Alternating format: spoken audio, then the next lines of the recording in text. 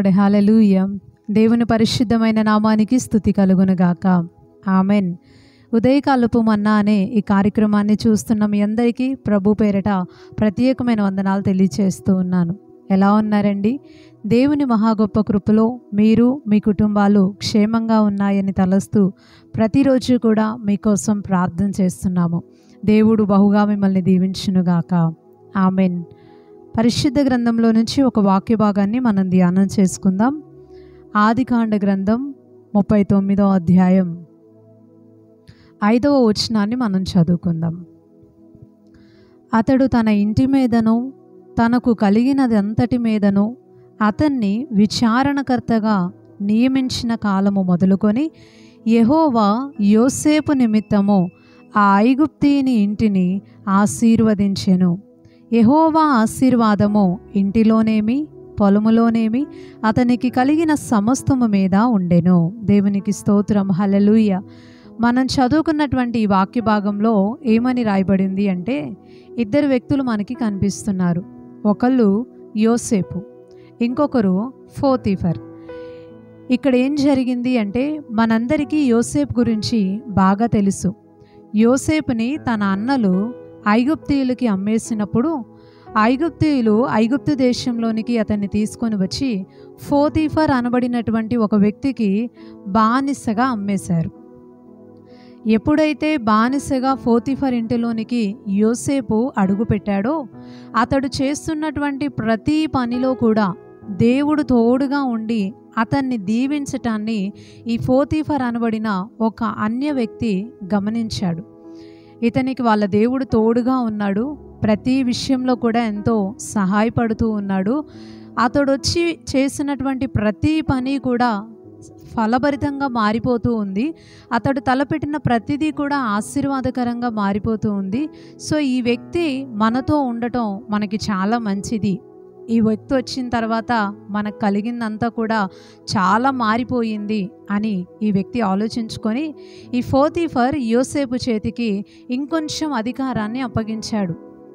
నీవిప్పుడు వరకు బానిసగా ఉన్నావు యోసేపు, ఇప్పుడు నీవు విచారణకర్తగా అవ్వు, నాకు కలిగిందంతా నువ్వే చూసుకో. నేను ఊరికనే నా అధికారంలో నేనుండి ఊరికనే అలాగా నా పని నేను చేసుకుంటూ ఉంటా, కానీ మొత్తం నాకు కలిగినటువంటి ఇల్లేంటి, పొలాలేంటి, పనులేంటి, మొత్తం నాకు కలిగిన సమస్తాన్ని కూడా నువ్వే చూసుకో, నువ్వే హ్యాండిల్ చెయ్యి అని చెప్పి ఇతనికి ఒక మాటలో చెప్పాలి అంటే ఒక పని అబ్బాయికి ప్రమోషన్ ఇచ్చాడనమాట పోతీఫర్. దేవునికి స్తోత్రం, హల్లెలూయా.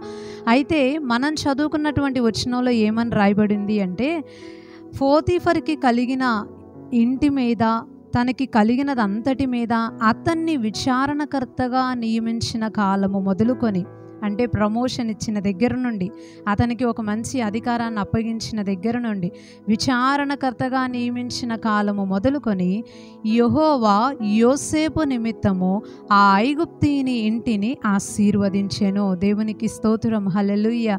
దేవుడు ఏం చేశాడు అంటే, ఈ పోతీఫర్ అనబడినటువంటి వ్యక్తి యోసేపుకి ఎప్పుడైతే ఒక అధికారాన్ని మొత్తం చూసుకోమని చెప్పి అప్పగించేశాడో, ఆ రోజు మొదలుకొని ఆ కాలం నుండి కూడా దేవుడు యోసేపు నిమిత్తము పోతీఫర్ కుటుంబం మొత్తాన్ని, అతనికి కలిగిన సమస్తాన్ని కూడా ఆశీర్వదించేశాడట. దేవునికి స్తోత్రం, హల్లెలూయా.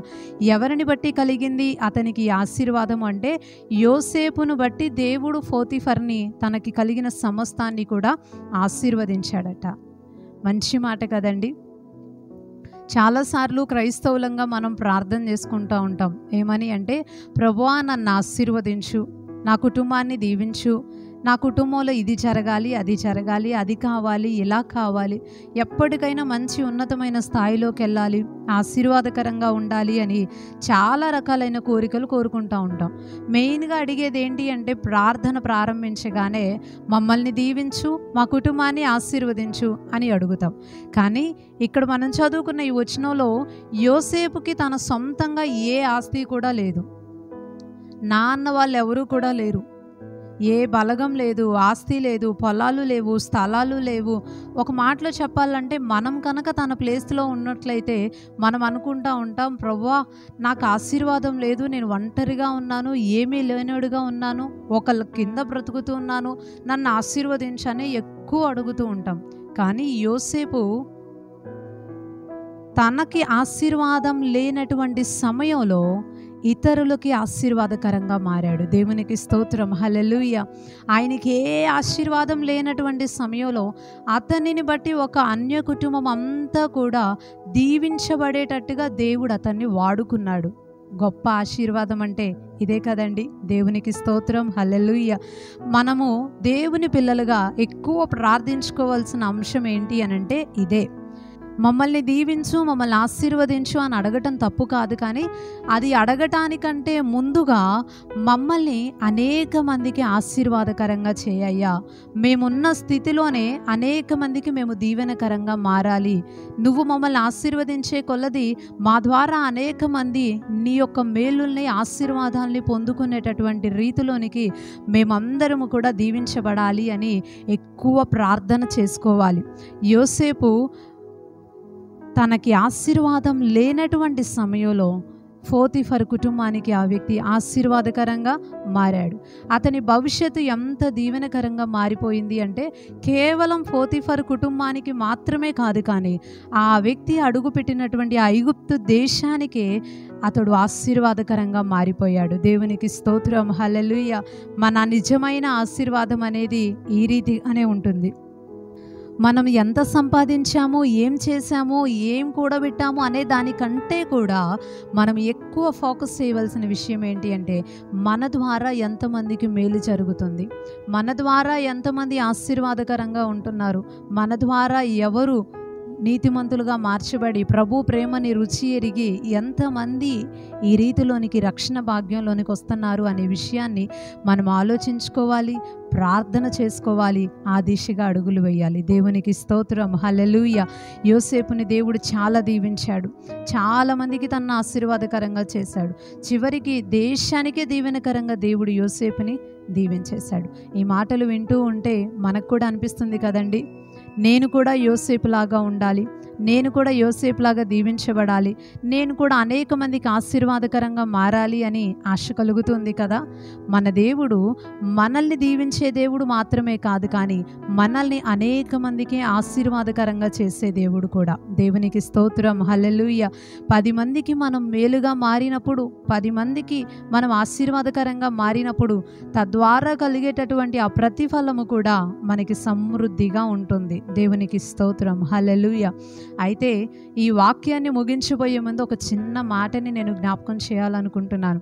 యోసేపు ఐగుప్తు దేశంలోనికి వచ్చి ఎవరూ లేకపోయినా, ఏమీ లేకపోయినా అంత ఉన్నతమైన స్థాయిలోనికి దీవించబడి అంతమంది ప్రజలకి అంత ఆశీర్వాదకరంగా ఎలా మారాడు? ఒక ప్రశ్న మనకు కూడా తట్టుతుంది కదండి. ఎలా మారాడు? అతనిలో అసలు ఏం లక్షణాలు ఉన్నాయి? అతన్ని దేవుడు ఎందుకు అంత ఆశీర్వాదకరంగా దీవించాడు అంటే తనలో చాలా మంచి లక్షణాలు ఉన్నాయి. అయితే సమయాన్ని బట్టి ఉదయకాలం ఒక్క మాటను అలా గుర్తు చేస్తాను. యోసేపు అంత దీవించబడటానికి ప్రథమమైన కారణం ఏంటి అంటే పరిశుద్ధమైన జీవితం. దేవునికి స్తోత్రం, హల్లెలూయా. యోసేపు పరిశుద్ధంగా జీవించాడు. తను వాళ్ళ తండ్రి దగ్గర ఉన్నప్పుడు, దైవికమైన వాతావరణంలో ఎదుగుతూ ఉన్నప్పుడు ఎంత పరిశుద్ధత అయితే అతను కలిగి ఉన్నాడో, తను ఒంటరిగా ఉండినా, చుట్టూ దైవికమైన వాతావరణం లేకపోయినా, నా అన్న వాళ్ళు ఎవరూ లేకపోయినా, భక్తి అనేది అక్కడెక్కడ కనపడకపోయినప్పటికీ కూడా, ఒక అన్య దేశంలో అన్య ప్రజల మధ్యలో కూడా ఒంటరిగా ఉన్నా కూడా పాపం అనేది తన జీవితంలోనికి రాకుండా తన పరిశుద్ధతని కాపాడుకున్నాడు యోసేపు.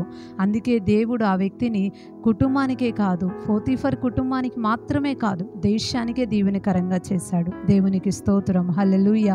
నిజమే కదండి. దేవుడు ఒక వ్యక్తిని జ్ఞాపకం చేసుకొని దీవించాలి అంటే, ప్రతి విషయంలో సహాయపడాలి అంటే, కోరిందల్లా ఇవ్వాలి అంటే, అనేక మందికి ఆశీర్వాదకరంగా చేయాలి అంటే పరిశుద్ధమైన జీవితం అనేది చాలా చాలా ముఖ్యం.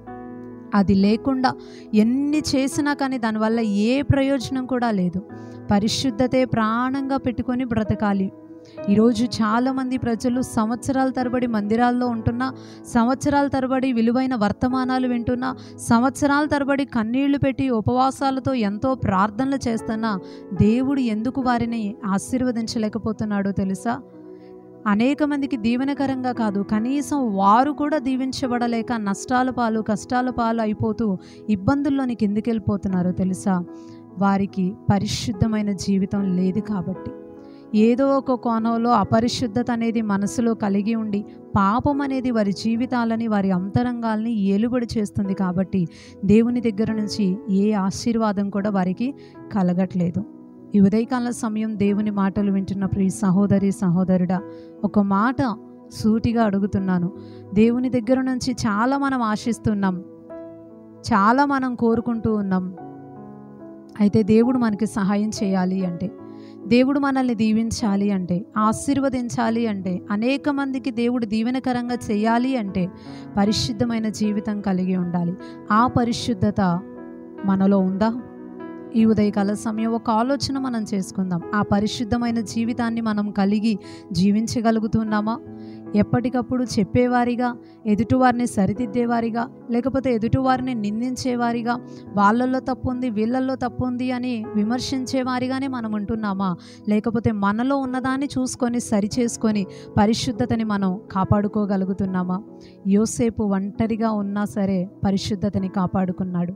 మనం నలుగురిలో ఉన్నప్పుడు మనం ఎలా ఉన్నాం అనే దానికంటే కూడా ఒంటరిగా ఉన్నప్పుడు మనం మన జీవితాన్ని, మన పరిశుద్ధతని ఎంత కాపాడుకుంటున్నాము అనేది మనకి చాలా చాలా ముఖ్యమై ఉన్నది. పరిశుద్ధతని మనం కాపాడుకుందాం. అబద్ధం చెప్పటం కూడా పాపమని బైబిల్ గ్రంథం మనకి తెలియచేస్తుంది. ఇక అంతకు మించి చేసే ప్రతిదీ కూడా దేవుని దృష్టిలో ఘోరమైన పాపాలు. వాటిని బట్టి దేవుడు మనం చేసేదానికి తగిన ప్రతిఫలాన్ని ఇస్తాడు అని వాక్యం మనకి సెలవిస్తూ ఉంది. మనము దేవుని దగ్గర నుంచి ఆశీర్వాదాలు కాదు కదా, మనం చేసిన దానికి తగినట్లుగా ఎన్నో నష్టాల్ని చవి చూడాల్సి వస్తుంది, ఎంతో కష్టాలు పడాల్సి వస్తూ ఉంటుంది. ఇక దేవుడు ఒక మాటలో చెప్పాలంటే మనకి దూరంగా వెళ్ళిపోతాడు. సంసోను పాపంలో ఉంటే దేవుడు అతన్ని ఎడబాసాడంట. అసలు దేవుడు దూరం అయిపోయిన విషయం కూడా సంసోనికి తెలియలేదంట. దేవుడు దూరం అయిపోయాడు. పాపం అనేది దేవునికి మనకి ఒక పెద్ద గ్యాప్ని క్రియేట్ చేస్తూ ఉంటుంది. ఇక దేవుడు మన మనవి వినడు. అది బైబిల్ మనకి చాలా స్పష్టంగా చాలాసార్లు మనకు వింటూ వచ్చాం. దేవుడు పాపుల మనవి ఆలకించడు అని ఎరుగుదుమో అని బైబిల్ గ్రంథంలో రాయబడి ఉంది. నా హృదయంలో నేను పాపాన్ని లక్ష్యం చేసిన ఎడల ప్రభువు నా మనవి వినకపోవును అని బైబిల్ గ్రంథం చాలా తాటగా తెలియచేస్తూ ఉంది. నిజమే, పరిశుద్ధత లేకుండా దేవుని దగ్గర నుంచి అది కావాలి ఇది కావాలి అని ఆశించటం పొరపాటే. దేవుని దగ్గర నుంచి ఎలాంటి సహాయం కూడా రాదు. ఈ ఉదయకాల సమయం ఒక మంచి మాటను నేను మీకు తెలియచేస్తున్నాను. దేవుడు మనకి సహాయం చేయాలనుకుంటున్నాడు, ఆశీర్వదించాలనుకుంటున్నాడు. మనల్ని అనేక మందికి దేవుడు దీవెనకరంగా చేయాలి అని కోరుతున్నాడు. నా బిడ్డలు ఎప్పుడూ కూడా మంచి స్థితిలో ఉండాలని దేవుడు ఆశిస్తూ ఉంటాడు. అయితే దేవుడు అలా చేయాలి అంటే పరిశుద్ధమైన జీవితం అనేది మనకి చాలా చాలా ముఖ్యం. ఆ పరిశుద్ధతను మనం కలిగి ఉన్నంత కాలము కూడా దేవుడు మనల్ని దీవిస్తూనే ఉంటాడు. దానిలో దెబ్బ తగిలితే మనం వెనకబడటం ప్రారంభమైపోయినట్టే. పరిశుద్ధంగా జీవించండి. ప్రభువు దగ్గర నుంచి అనేకమైన ఆశీర్వాదాలని పొందుకోండి. అనేక మందికి దీవెనకరంగా యోసేపులాగా మార్చబడండి. దేవుడి కొద్ది మాటలు దీవించునుగాక. ఆమేన్. చిన్న ప్రార్థన చేసుకుందాం. పరిశుద్ధుడు అయిన తండ్రి, ప్రేమ కలిగిన ప్రభువా, ఈ ఉదయకాల సమయాన్ని బట్టి మిమ్మల్ని స్తుతిస్తున్నాం ప్రభువా. యోసేపు అనేక మందికి దీవెనకరంగా మార్చబడ్డాడు. పోతీఫర్ కుటుంబానికి దీవెనకరంగా మార్చబడ్డాడు. తర్వాత ఐగుప్తు దేశానికి దీవెనకరంగా మార్చబడ్డాడు. మేము కూడా అలాగా అనేక మందికి దీవెనకరంగా మార్చబడాలి అంటే, మేము కూడా ఆశీర్వాదకరంగా జీవించాలి అంటే పరిశుద్ధత చాలా అవసరమని, ఆ పరిశుద్ధతని కలిగి ఉండి మేమందరం కూడా నీ ద్వారా కలిగే మేలుల్ని పొందుకోవాలి అని ఈరోజు లేఖనాల్లో నుంచి మాతో మాట్లాడినందుకు నీకు వందనాలు ప్రభువా. మేమందరము కూడా వాక్యానుసారంగా జీవిస్తూ పరిశుద్ధతని కాపాడుకుంటూ మా ముందున్నటువంటి జీవితంలో ప్రభువా విశ్వాసంతో పరిశుద్ధతతో ముందుకి కొనసాగే కృపను మాకు దయచేయండి. ఈ ఉదయకాల సమయం మా దేశం కోసం ప్రార్థన చేస్తున్నాం. మా ప్రజలందరినీ కూడా ఆశీర్వదించండి. వారి పనుల్లో మీరు తోడుగా ఉండండి. ప్రయాణాల్లో క్షేమాన్ని దయచేయండి.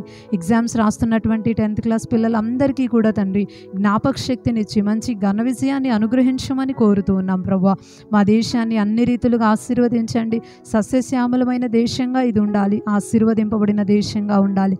మీరే దీవించి మా ప్రాంత ప్రజలందరికీ కూడా క్షేమాన్ని, రక్షణ భాగ్యాన్ని అనుగ్రహించి వారి చేతి పనులన్నిటినీ కూడా ఆశీర్వదించమని వేడుకుంటూ ఈ రోజంతా నీ కాపుదలు అనుగ్రహించి ప్రభువా నీ సన్నిధిలో వారందరూ ఆశీర్వాదకరంగా ఉండునట్లు సహాయం చేయమని ప్రార్థిస్తూ నజరేయుడును శక్తి కలిగిన యేసుక్రీస్తు వారి శ్రేష్టమైన నామంలో ఈ ప్రార్థన అడిగి వేడుకుంటున్నాం పరమ తండ్రి. Amen, amen. అందరికీ ప్రైజ్ ది లార్డ్ అండి. మరలా తిరిగి రేపు ఉదయకాల సమయం ఉదయకాలపు మన్నా అనే ఇదే కార్యక్రమంలో పాల్గొని దేవుని మాటలు విని దీవించబడదాం. అప్పటి వరకు దేవుని యొక్క మహా గొప్ప కృప మనందరికీ తోడై ఉండును గాక. ఆమెన్. Praise the lord.